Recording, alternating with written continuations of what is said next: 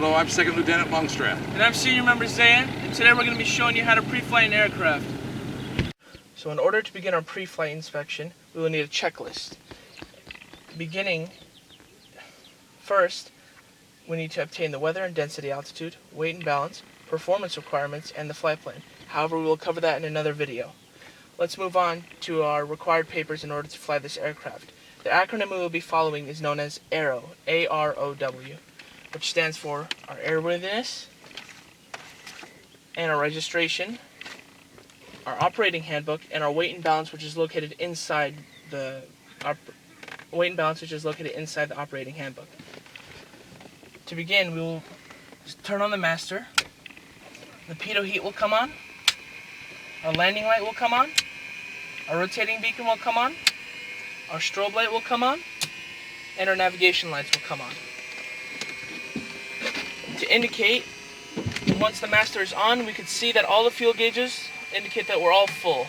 Now we will have Second Lieutenant Longstreth verify that the lights are on. Nav light, strobe light on, green. Check. Rotating beacon on the tail, on. Check.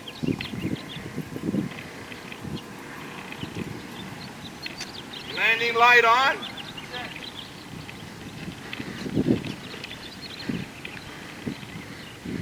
Pitot ports hot.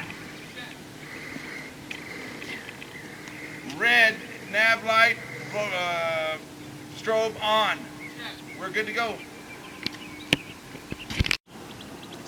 So cadets, today, as we've already said, we're going to do VFR flight rules pre-flight check. Wait, VFR stands for Visual Flight Rules. Oh, that's right, thank you. I forget these things all the time. It's nice that Michael was able to correct that on our report.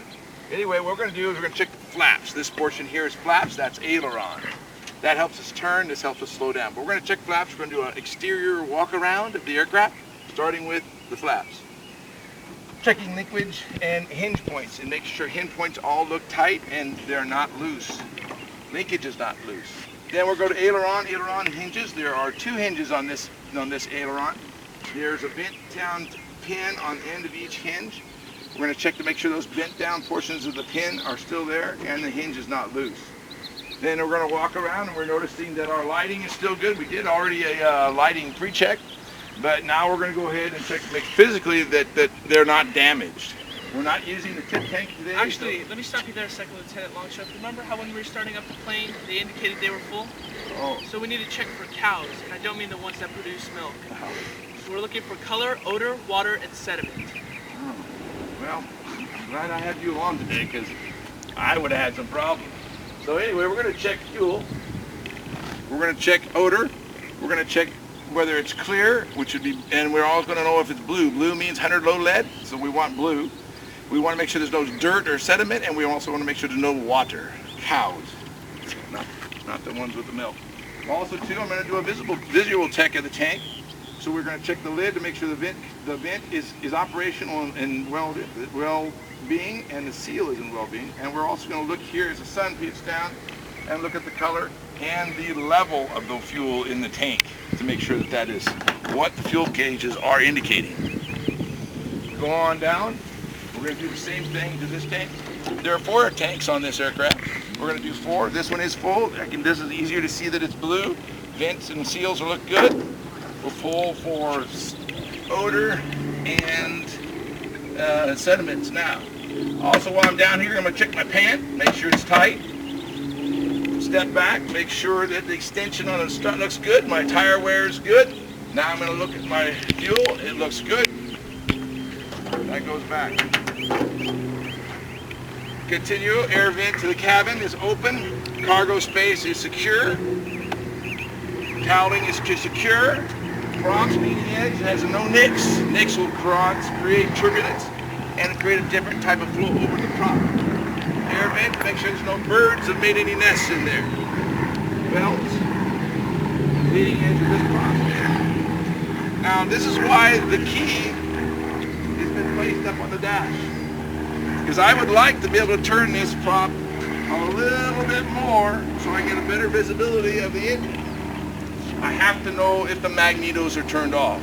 This could start the engine. We've had that incident happen. Not Civil Air Patrol, but private has just recently, last year here on the inside of the airport. So you'll hear a lot of people say mags off, and that's what that's about. Keys on the dash, I know mags are off. Air vent looks good. Exhaust feels good. Pants tight. Rubber looks good. I'm gonna pull chocks. We're ready to fly. We'll put the chock down here. Again, left side of fuselage, windows clean, vents, cabin air vent, the pant, feels good. Sample pulled, no sediment, no water. I'll check color and odor here just real soon. Strut looks good, tire looks good. Color looks good, it's full, smells like fuel, not diesel. Good to go. Make sure stall is loose. Doing the same thing with this tank. Gasket, vent, level, color.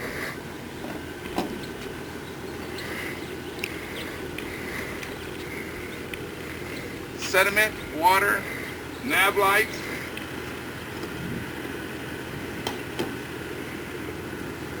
Continue around to the ailerons. Hinge looks good, pin, looks good and tight. Flaps are tight. Hinge points are good. Linkage is tight. Doors open. Lock. Secure. Left side of fuselage. Antennas are secure. ELT. Just so you know, the ELT is an emergency locator transmitter. In the event of an accident or a crash, it sends out a signal to us as Civil Air Patrol rescuers, so we can come searching for you before all the bears, tigers, and lions come before you. Thank you.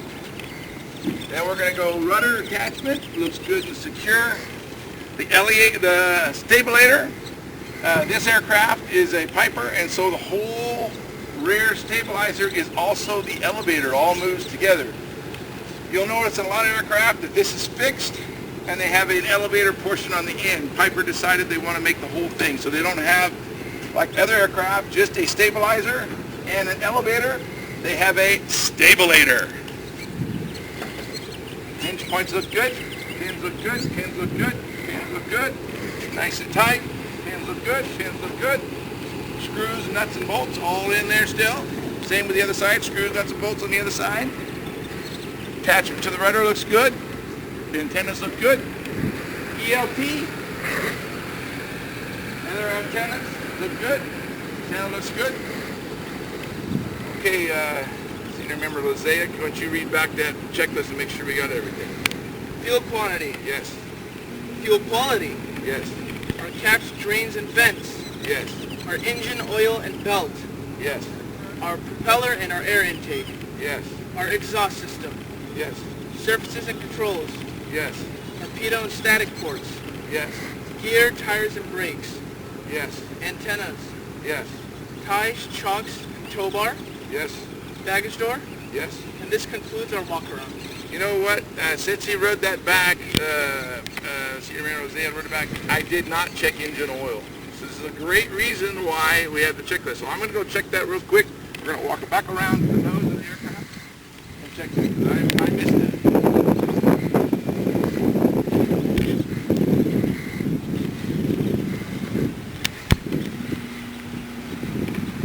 Oil quantity is about 10. It's nice and clean. Looks good. So therefore, this concludes our pre-flight check. Thank you.